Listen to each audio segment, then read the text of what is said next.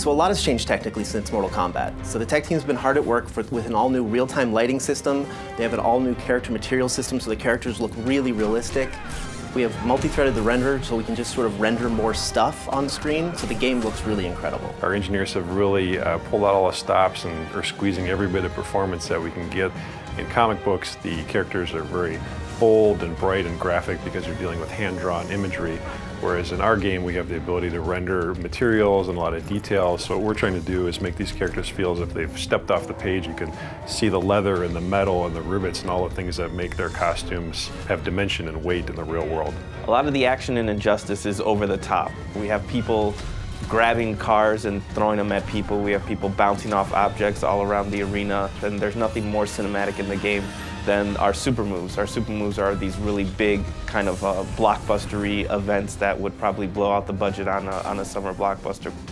So our mantra for this game has always been, this is the big blockbuster summer movie that you've always wanted to see with superheroes. The environment choice in Injustice is just as important as the character choice. We have several interactable zones spread out among each one of the environments, and they're not cookie cutter. They're not placed in the exact same place for each environment. So depending on your style of gameplay, you're going to want to pick an environment that kind of eases towards your style of gameplay. We have multiple levels on many of the arenas as well, and every time you play the game, it's going to be a little bit different. The button layout has changed in Injustice from Mortal Kombat. First, we got rid of the block button. You now hold back to block for all attacks. Also, 3 attack buttons, light, medium, and hard. So the additional button we call the character trait button, and that's a specific attack designed to showcase each character. So in the case of Nightwing, he uses the button to switch between his Kali stance using Kali sticks and his staff stance where he uses a staff, and there's completely different attacks. In the case of Cyborg, he uses the button to sort of charge up his health, so you're going to get different effects for every character. The combo system in Injustice will feel very familiar.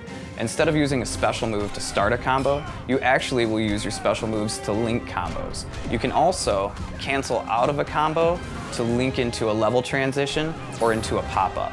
DC's been incredibly supportive on this project and actually pushing us to take things farther than we ever thought we'd be able to get away with. Superman in particular was fun to work on.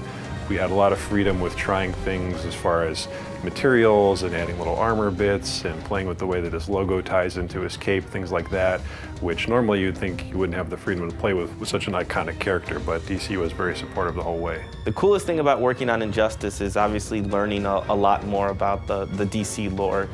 DC has such a wealth of information and such a wealth of knowledge about their characters that it's really fun to kind of pick the brain of working with them and figuring out what would make their characters fit in kind of the NetherRealm universe. You know, if Superman had to fight in a hand-to-hand fight, what would he do? What would Catwoman do in that kind of situation?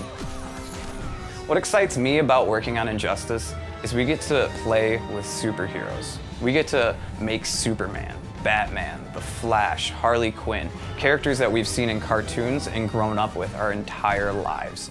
So to put fighting styles to each one of those characters and special moves has been really a privilege. Working on Injustice has been very exciting.